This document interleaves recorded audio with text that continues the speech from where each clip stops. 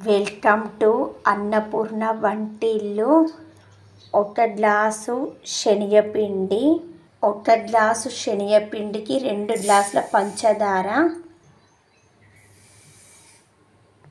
ఒక glass water, 2 గ్లాసుల నూనె,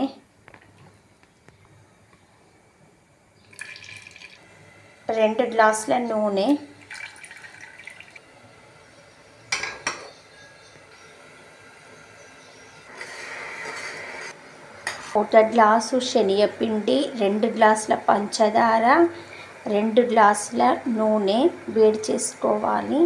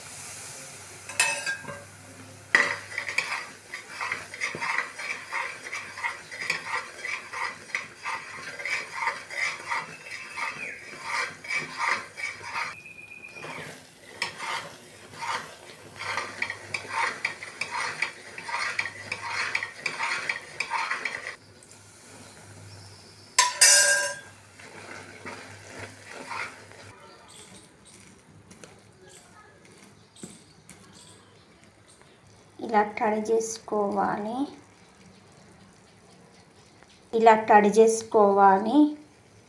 ఇది పూర్తిగా చల్లారింది.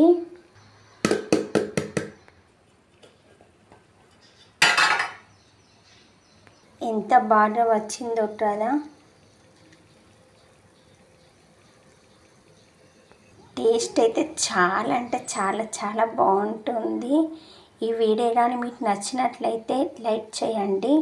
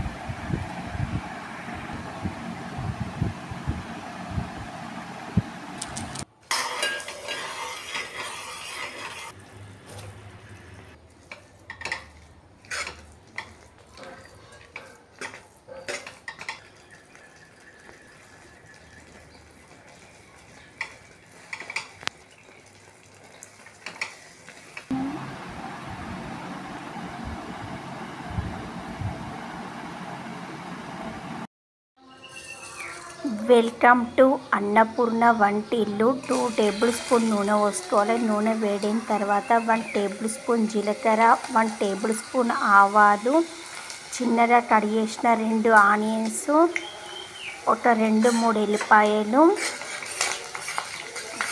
ఇవన్నీ ఫ్రై అయిన తర్వాత 1/2 టేబుల్ స్పూన్ పసుపు వేసుకోవాలి. చిన్నగా కట్ చేసిన బీరకాయ వేసుకోవాలి. 1/2 టేబుల్ స్పూన్ ఉప్పు, 1 టేబుల్ స్పూన్ కారం. ఇలా నూనెలోనే ఫ్రై చేసుకోవాలి.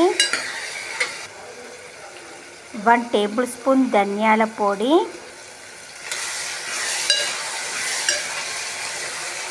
ఇలా ఫ్రై చేసుకోవాలి. ఒక 1 టేబుల్ స్పూన్ కొత్తిమీర ఇలా కలుపుకోవాలి. టేస్ట్ అయితే చాలా అంటే చాలా చాలా బాగుంటుంది.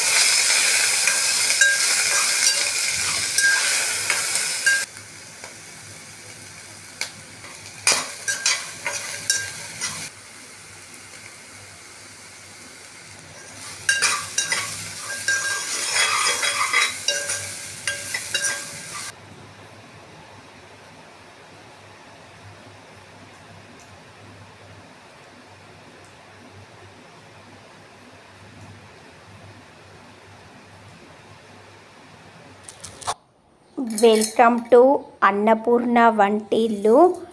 1 టేబుల్ స్పూన్ మిరియాలు, 1 టేబుల్ స్పూన్ జీలకర్ర, ఒక 10-12 ఎల్లిపాయలు, 1 టేబుల్ స్పూన్ ధనియాల పొడి. నా దగ్గర ధనియాలు లేదు కాబట్టి నేను ధనియాల పొడి వేసుకున్నాను. ఇలా పట్టుకోవాలి.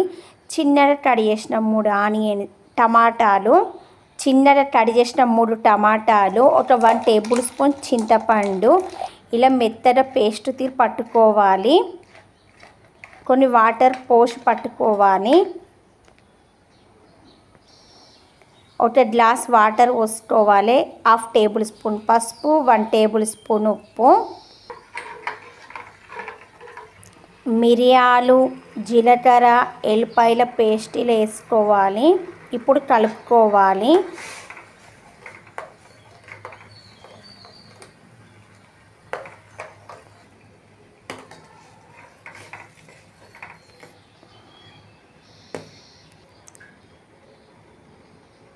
మీకు ఉప్పు ఇట్లా సరిపోకపోతే ఇప్పుడు వేసుకోవచ్చు ఉప్పు. 1 టేబుల్ స్పూన్ నూనె పోసుకొని నూనె వేడైన తర్వాత ఆవాలు, 1 టేబుల్ స్పూన్ జీలకర్ర, 1 టేబుల్ స్పూన్ ఒక ఎండుమిర్చి ఇలా ఫ్రై చేసుకోవాలి. ఫ్రై చేసుకొని మిరియాల రసంలో మిరియాలు, టమాటా, మిరియాల చారు